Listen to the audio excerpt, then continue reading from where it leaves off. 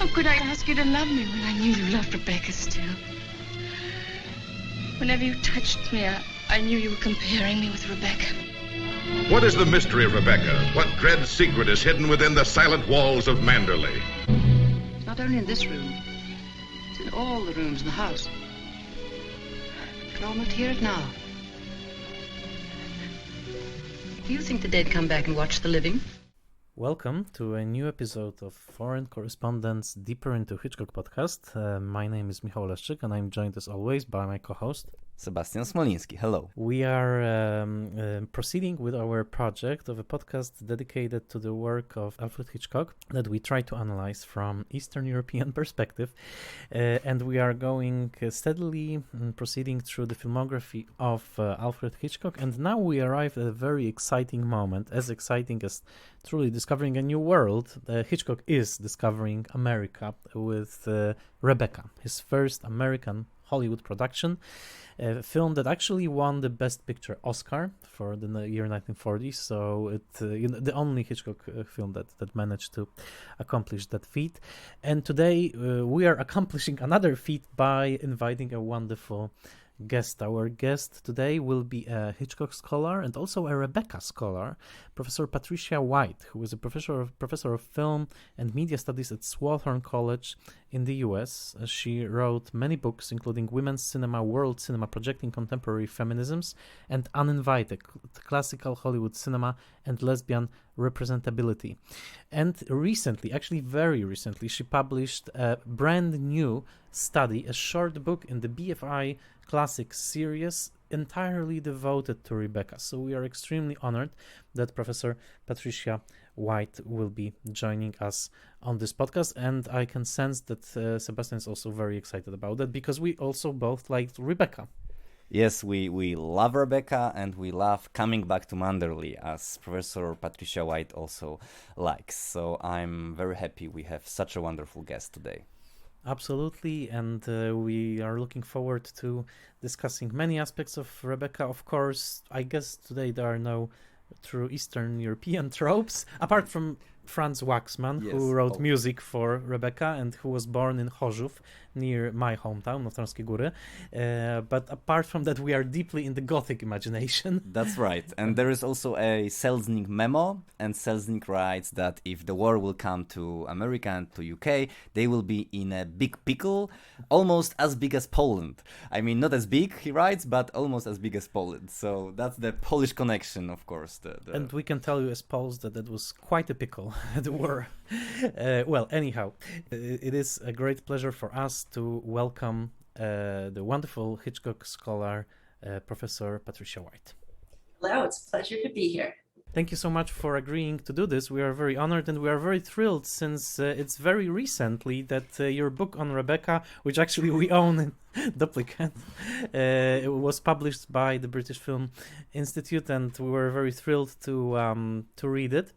And we wanted to revisit this strangely fascinating film, which proves still, after all those years, to be provocative, problematic in some ways, but also endlessly fascinating.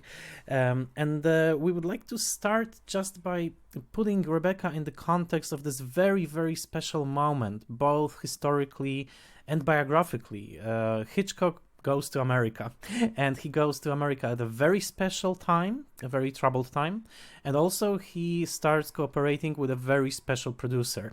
And if we can just start by saying what it meant for Hitchcock to start working with David O. Selznick at this particular moment in time.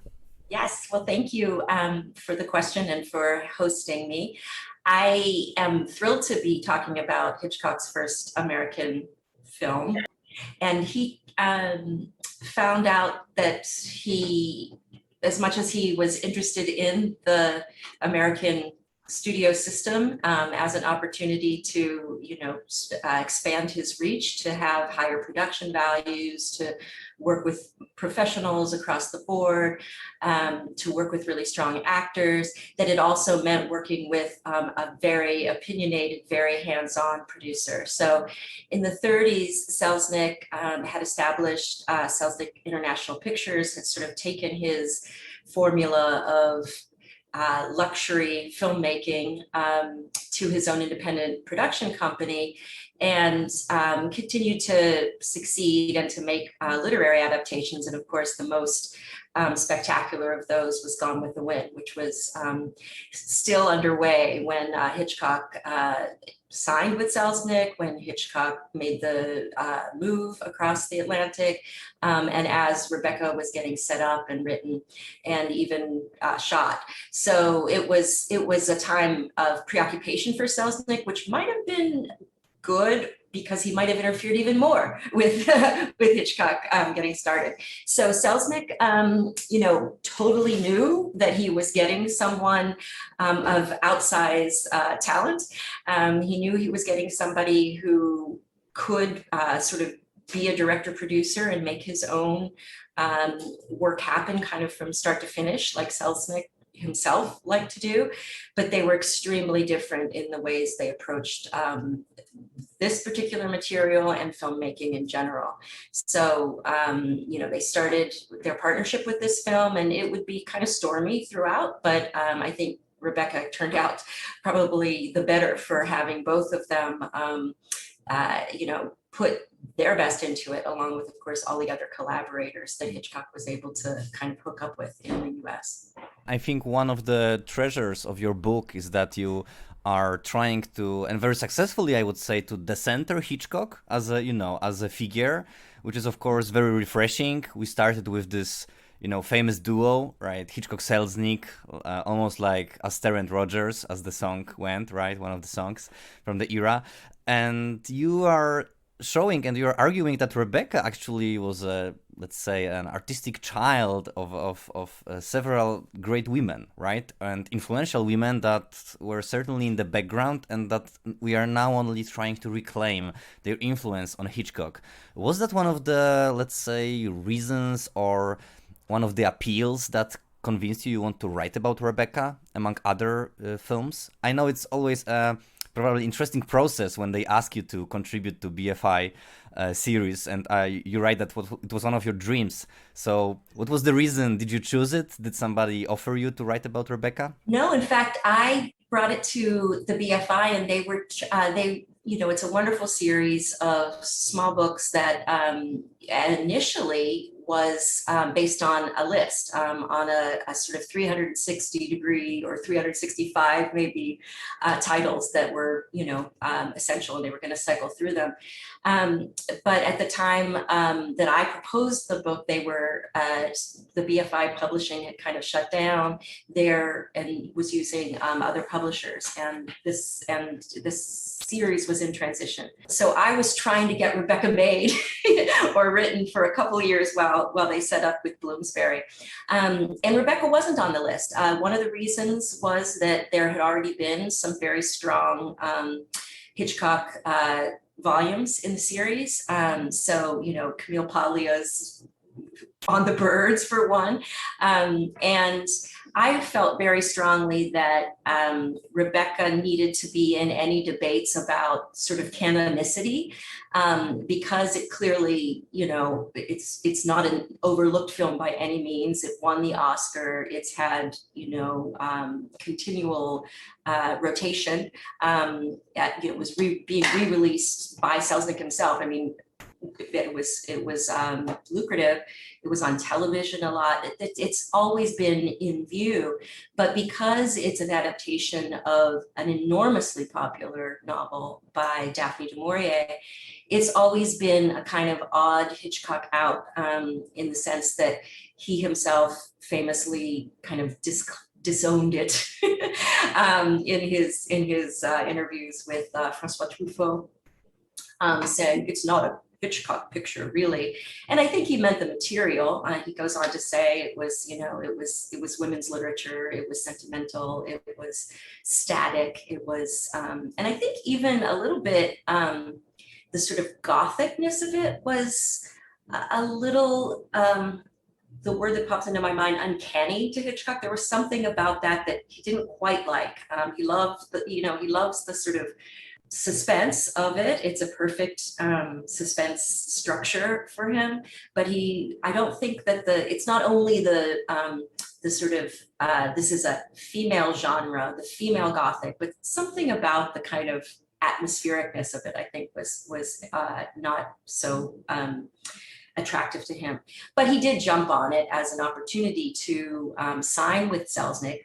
He was looking at the material just as Selznick was as they were negotiating their deal. So it was kind of a way of putting a team together that, you know, would succeed artistically and at the box office.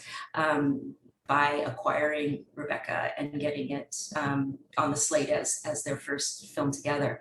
But I was really attracted to it because of that disavowal on Hitchcock's part, because there was something about its sort of feminine qualities that he wanted to put some distance between himself and, when at the same time, he clearly loves having these kind of imperiled female heroines. Often they're a little more spunky than the one in Rebecca, or a little more, you know, I want to say curious, but I think that the heroine and narrator of Rebecca, is quite curious, but she's also proceeds with enormous caution.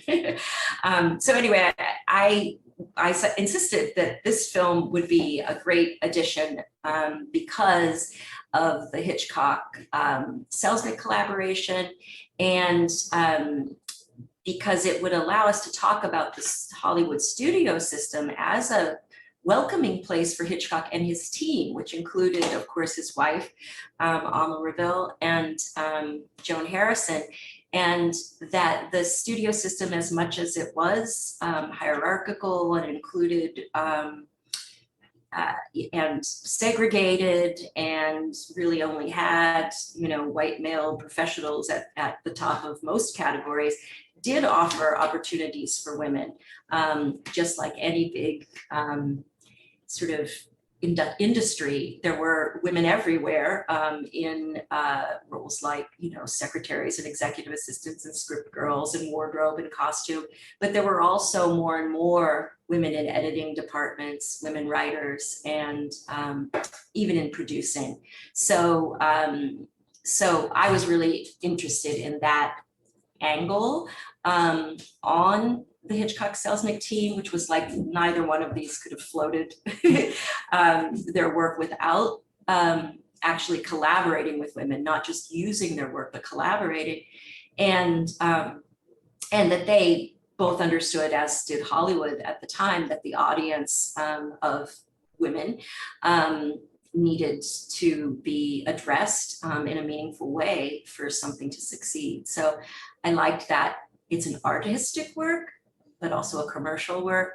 It's an auteurist work, and there's wonderful exchanges between these two sort of titanic egos, Hitchcock and Selznick, because, you know, it's all documented, but that it also had these other very strong contributions. Where would you place Rebecca in terms of portraying or maybe projecting contemporary womanhood in America in 1940s? We know that in 1945 there was this national survey in which women voted Rebecca as American women as their favorite picture. And when I'm thinking of the films of the 1940s, especially of the wartime era, and we look at, for example, Greer Garson as Mrs. Miniver, this very, you know, resilient woman who is basically, you know, helping survive the war. And here we have this strange, frail creature. I mean, Joan Fontaine, of course, who is so delicate and easily traumatized in many ways. And of course, she harkens back to some Gothic, you know, images and Gothic imagination as such. But where would you place her, this particular image? And you also mentioned it in the book, but in the context of wartime or 1940s womanhood in America? Yeah, that's a great question. Of course, the film is made on the cusp, right? So that the novel comes out in 1938. You know, in the 1930s is a time of enormous productivity on the part of women writers, it's, you know, released as a film in 1940, and it has the darkness, quite literally in the cinematography that would characterize 1940s filmmaking, film noir emerges. And it has this sort of moral cloudiness and, characterological confusion that would characterize films of that era as well. Remember, the film is called Rebecca. So even though the heroine is, I venture to say, kind of masochistic and not assertive, as she says, dull and gauche and inexperienced, and no one would gossip about her. She is someone that at least David O. Selznick is on record of saying that every girl identifies with. And obviously that insecurity is both sociologically bred into kind of middle-class womanhood in terms of, being an ideal in terms of looks and brains, beauty and breeding, which Rebecca all has and that narrator does not, but also politically, that she's, that insecurity is a national insecurity, it's wartime. And so I think that sort of psychologically, there's an identification possible with this heroine for anybody because of that, not knowing what the future is going to be, being compelled by sort of the darker aspects of the past, and not really wanting to acknowledge that desire to explore other alternatives. And then there's Rebecca. So do women love Rebecca, the book, or do they love Rebecca, this mysterious figure of obsession that they might want to emulate, that they're attracted to? And of course, in my reading, there's a strong lesbian component to the desire for Rebecca to, figure out her secret, to see what she looks like, to touch the things that she touched, to be part of that. And so Rebecca represents, consumerist desire, but she also represents a kind of female power that isn't in the novel talked about politically, but that certainly, or in the film, there's no political dimension to it. But I think historically, there clearly is a parallel to breaking out of domesticity, to breaking out of predicted gender roles and social hierarchies, and to, deciding her own fate, which Rebecca does even to her death. So that split, I think, is very appropriate to wartime, to the 40s, to the massive social upheaval that would happen. And again, it's right on the cusp of that, so it predicts further films that explore these themes.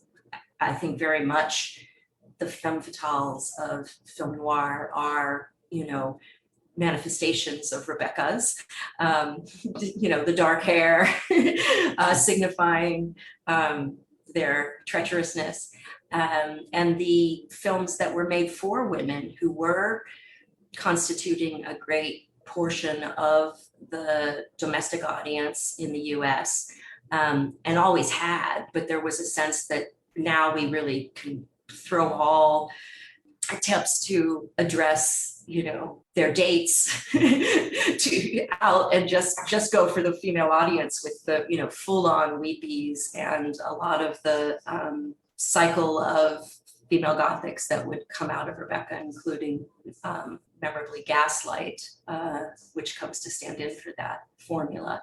So it's a 1930s creation and a 1940s sort of bellwether.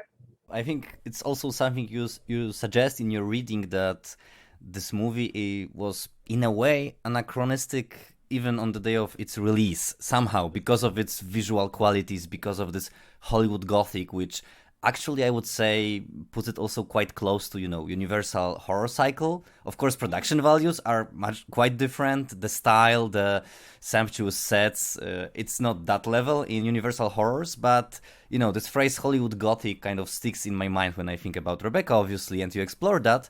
So, in a way, this movie was very fresh, sexually subversive, as you write, and I totally agree with your, with lesbian reading, which is a quite classical reading when it comes to Rebecca, but which you explore to a great detail. And thank you for this attention to detail and textures. It really makes the reading experience great. So thank you for that. So I think it's also something quite unique, and also it makes it impossible to remake it as a film, right? It was remade several times, but I think you are very gentle in not discussing the 2020 adaptation of Rebecca, right? Which must emphasize the agency of the heroine. So like this idea that we can have a heroine who doesn't really have much of an agency, maybe it appears in the second half of the film, I think it's something unthinkable nowadays. And maybe that also makes the return to Manderley so fascinating.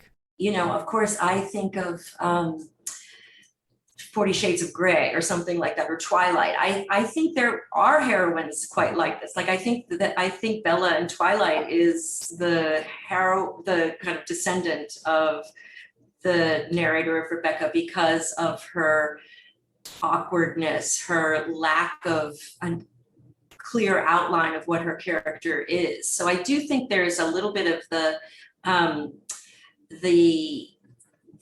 kind of Oedipal drama of femininity that does still compel, but you're absolutely right that if you try to make a whole film or series of films about that character, you better have a lot of other good stuff going on to put it over. So the 2020 remake of Rebecca hadn't been released yet. I was speculating about how it would work and had a little bit of sort of an analysis of what I thought would happen in terms of intertextuality with the star personae and how they would be used.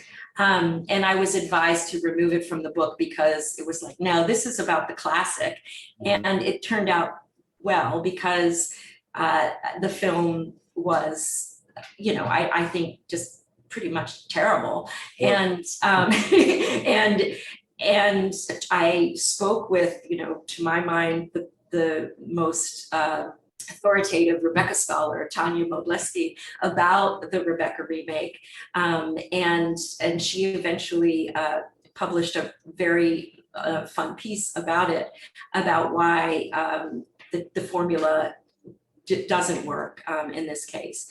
And I think the specificity of this film is both its timeliness, as your previous question indicated, like, why is this anxiety so acute at this moment of the beginning of the war and the beginning of these massive changes in gender roles and class and race as well, and migration, everything would change. And its psychic timelessness in the sense of just patriarchy working pretty consistently to offer that female narrator position, that subject position, very little in the way of external goals. And so there's this preoccupation with this sort of inner world, which is quite dominated by other women who are trapped in that same system. So that Gothic formula really does travel the centuries in different formations. But I do think that Rebecca can be remade as a TV show. It does seem to work quite well in these BBC adaptations because there is so much room in the story for other aspects of British class society, and the deliciousness of that Mrs. Danvers character means that we do want to see remakes of Rebecca, even though they will never touch this one. Well, my fear is that, the next thing will be Rebecca as retold through Mrs. Danvers. Probably there will be a Ryan Murphy show called Danvers or something like that. And about the remake, I mean, it was so bad, but the most fascinating thing about it was how the text of the sort of public biography of Armie Hammer was rewritten because of the sexual scandals afterwards, and suddenly it turned out that he has dark secrets of his own. So in that way, that was the only point of interest for me. Right, and you don't have to watch the film for that. Yeah.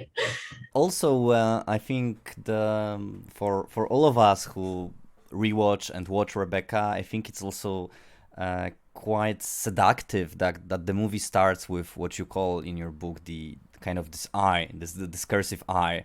And of course, in your book, and is it only my impression, or you are fond of puns as jokes? We are also very fond of puns. So, of course, you use some puns like directly in your book, but also the figure of I, because I think, in other books, for example, I have Murray Pomeranz, A Dream of Hitchcock. She is she, right? You use I, which is, of course, I as a person, as a character, I as you as a writer, but also I as a I, which looks, and you're very fluent in film theory, so I think it's also kind of an intellectual pun, if I may say so. So I think the challenge that I think was really enormous for you as an author, and for anyone who talks about Rebecca as we do now, is to try to approach the intimacy of this movie. And was it a challenge for you? Did you think about it, or you approached it as another kind of quasi-academic work you had to do? What was the let's say the level of privacy and intimacy that you feel was involved in the endeavor? Well, I had written about Rebecca before in my first book, Uninvited, and I talk about having watched the film as a teenager. And to me, that in both senses, the sort of forming of my taste as a scholar for studying both gender and cinema of the past, at least, was my interest at the time, classical Hollywood. So I was training my eye to understand what these worlds were like and what was so compelling about these worlds, even when they didn't have, modern heroines, because of course that was, something I also was interested in seeing.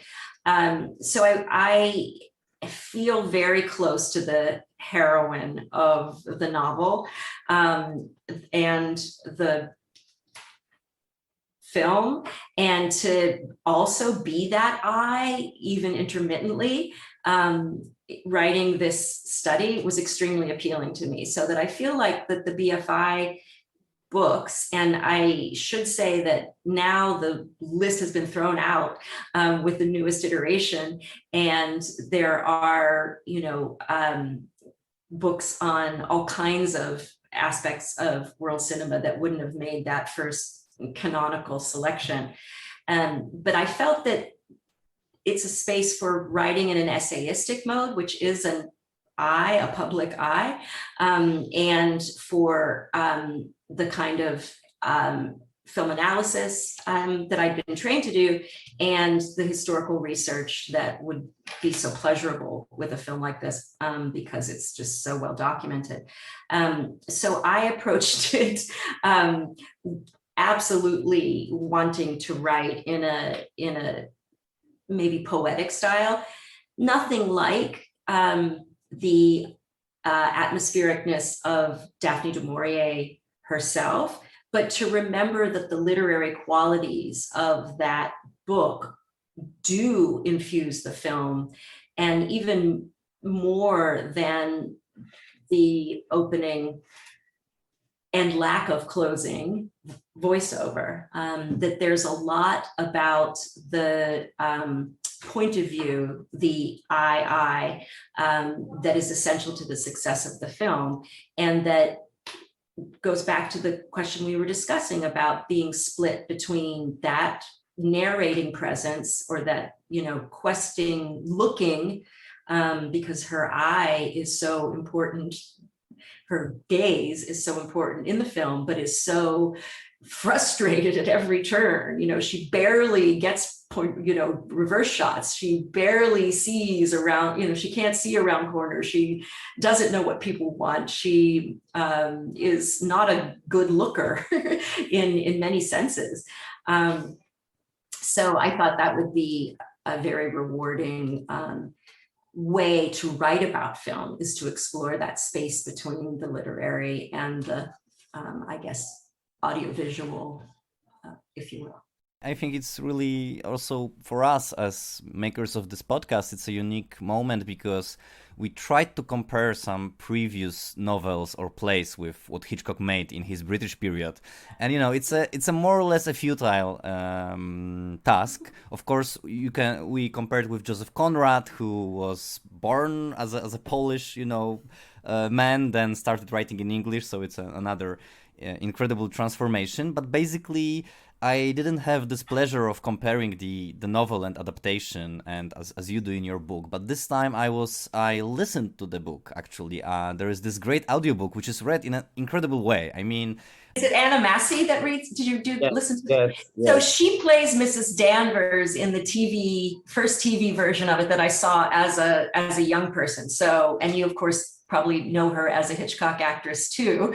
So anyway, it's a wonderful, I love listening to Du Maurier. That's the only way to do it if you're an American, because otherwise you don't hear the British accent. Yeah, so you approach it as an American, right? You don't have kind of like British connections, right? I mean, for me as a Polish listener, it was also fascinating, and the oral version, takes you to a different world, right? And this is something that, of course, Hitchcock couldn't really, and you write about it, he couldn't really have that in the film. I mean, it's translated on a visual level. You write about the camera work, which is doing this arabesque moves in the cabin by the sea.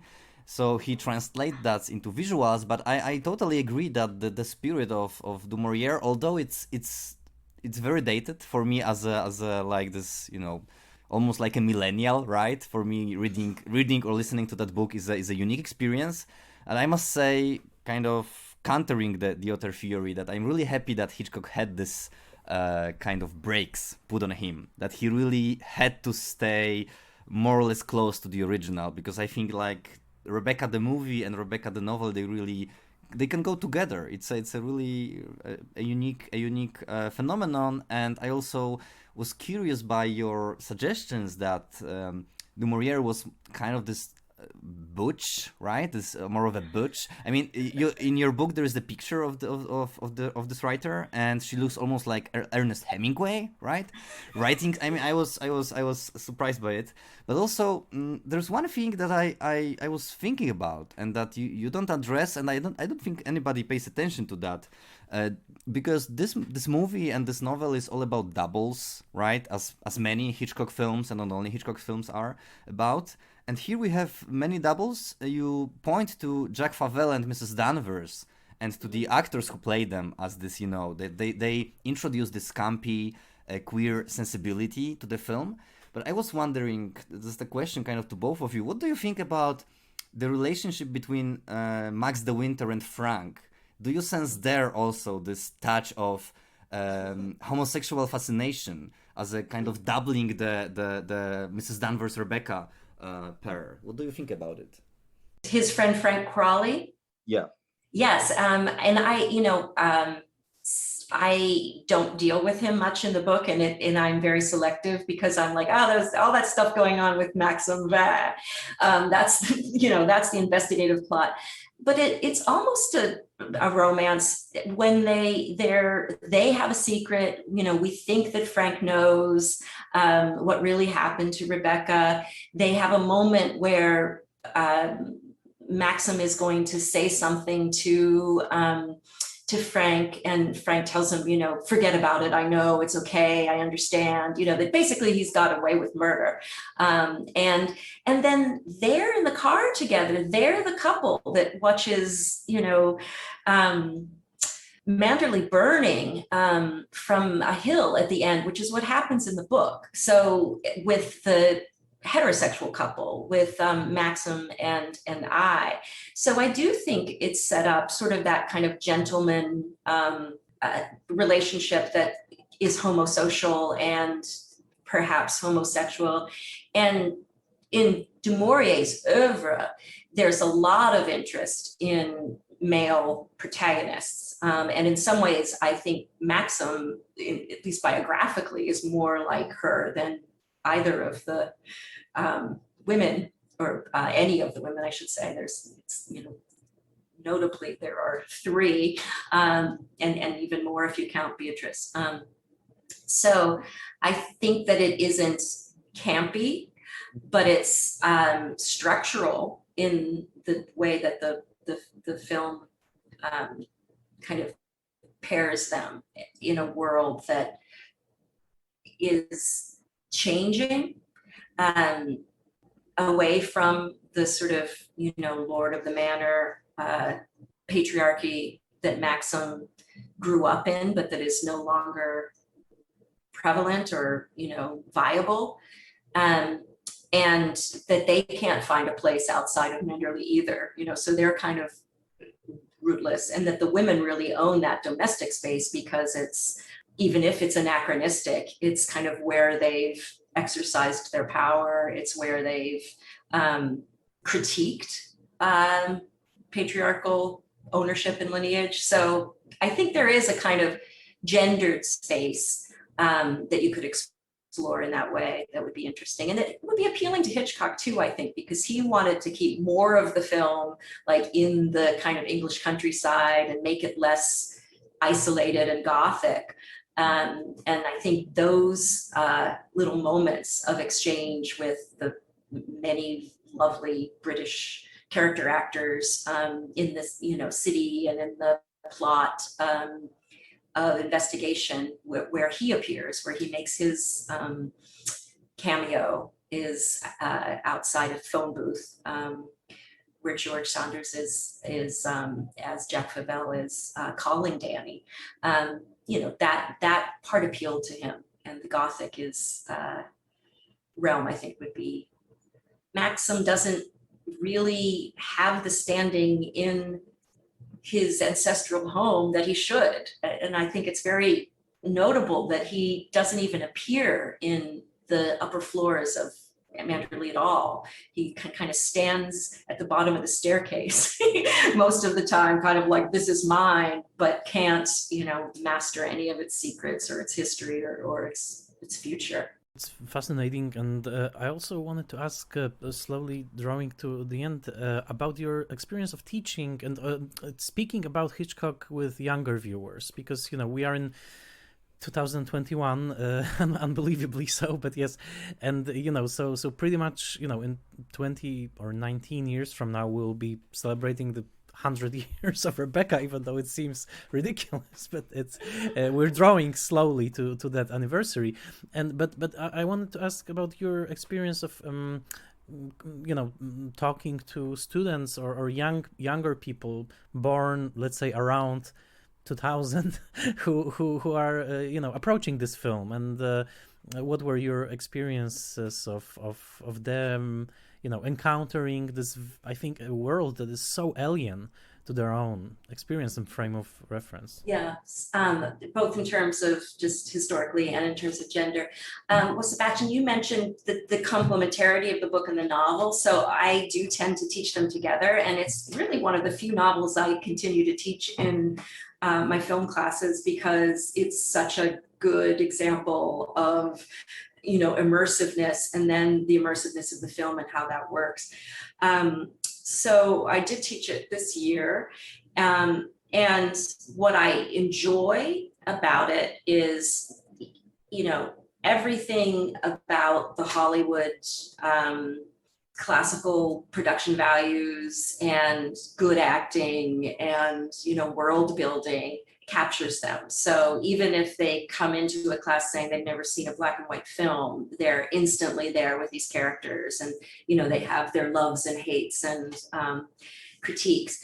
And so while they do find the heroine insufferable, which I always am a little offended about, because I'm like, but she's Joan Fontaine and she's so sweet and she's, they love the setup. They're really into the kink. They're into how explicit the daddy stuff is. They're into how defiant Rebecca is. And they're into the sort of deliciousness of Danvers. I mean, they hate her, but they also don't hate her the way I feel like they used to when I taught the book maybe 15 years ago. Like, they're much more into the villainy of queerness being kind of a pleasurable revenge. And so it's quite interesting how easy it is to teach. And the book they find long, which everyone does. I mean, Hitchcock was like, how tedious is this book? But it's so familiar to them. They instantly talk about Twilight, or a sort of fan fiction kind of world where these characters are very familiar, and they also really, they know their steampunk and their horror worlds that, I mean, students will come in saying, but women are so powerful in horror. And I was like, wait, that isn't how it taught, before. They're like, no, this is like horror where women get to be monsters. And I'm like, okay, that's a nice critical shift. So it's rewarding, and they are judgmental, but I think that's also baked into the book, and the film too, where you're like meant to have an extreme reaction to Danvers, for example. And it helps that Laurence Olivier plays Maxim in the film, because I think if he had been one of the Maxims that you see in the TV versions, where they really are like old, that it's less compelling. I have one question, which is purely on a like this cinephilic level, let's say, like on a level of a cinephile's experience, because your conclusion of your analysis, the way you analyze the last scenes is very powerful.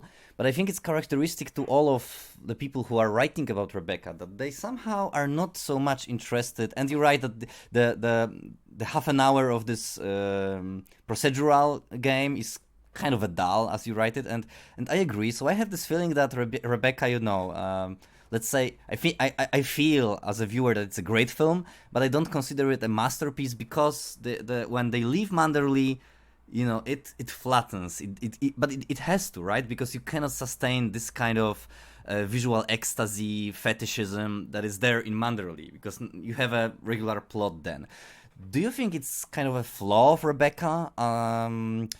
Because you write just 2 pages about this half an hour after Max confesses. So that's my question about what's left out of your narrative in this case. Yes, so I guess in that way it is sort of like a fan version. Like if we just can't, had that business dealt with more quickly, it would be. I didn't have a chance because of COVID to get deeply into the archive. I could just search for things that were identifiable in the finding aids and that the archivists could kind of identify with. So it's unclear to me whether the mechanics of that were a choice of Hitchcock to have some, kind of forward momentum of the plot, or to have, stuff happen, or maybe Selznick, who was so devoted to the book. But I think it's important ideologically that the law is on Maxim's side in a way that really, I don't think Hitchcock would even like, it makes it is really awful that he can get away with this. So I think that's very important. The return to Manderley at the end, which feels to me unsatisfying in some ways, although very beautifully executed and it returns us to the world of, as you said, the kind of mise en scène that is so appealing. By watching Danvers kind of travel through the house and then meet her death, that is the open-endedness of the film to me, because it doesn't return to the voiceover and kind of is not able to integrate that whole investigative plot into a satisfying ending, is part of the enduringness of the film, because it can't figure out how to resolve everything that it's raised. And that is the classic Gothic scenario. I think it's perfect for us to end on this note of ambiguity, because the ambiguity remains there, and I think we can feel it every time we watch Rebecca, and we are confronted with just ultimately unresolved many of the tensions that the film creates but they remain so powerful, and they retain their power for hopefully future generations that will be guided also by your wonderful study. So thank you so much for the book, and thank you again for appearing on this podcast. Thank you so much. The pleasure's mine, and there's obviously so much more to say. So I look forward to the rest of your podcast. It was a fantastic opportunity to talk to Professor White, and I feel like rewatching Rebecca again on a Criterion disc that I recently purchased. I guess this is a movie, one of those Hitchcock movies like Vertigo, that you can really revisit many times. Exactly, and the way you change, the movie also changes with you. So for me, revisiting Rebecca was a unique experience. I also wanted to add, because I didn't have time in our conversation, that my grandmother, may she rest in peace, that was her favorite movie. So, and it was actually maybe many grandmothers' favorite movie. This movie has something like that in it. It's a cult movie, probably the first really cult classic that Hitchcock made, that has this appeal and that really takes people back in time and place. So I would like to remember about my grandmother when we are discussing Rebecca. Well, thank you so much for listening to this episode, and we always encourage you to check out other episodes, to check out our Facebook page, Foreign Correspondents Deeper into Hitchcock, and please share the episodes. We are really crafting them with love and devotion to Mr. Hitchcock. And we can also say, and that's another exciting episode that's coming up, because the next episode will be Foreign Correspondent, so the very movie that gave the title to our podcast, and a movie that I really always enjoy. So next time we will be still in the year 1940, but in a more, let's say, picaresque, adventurous mode with Joel Magria and others in Foreign Correspondents. So thank you so much for listening to our podcast, Foreign Correspondents Deeper into Hitchcock.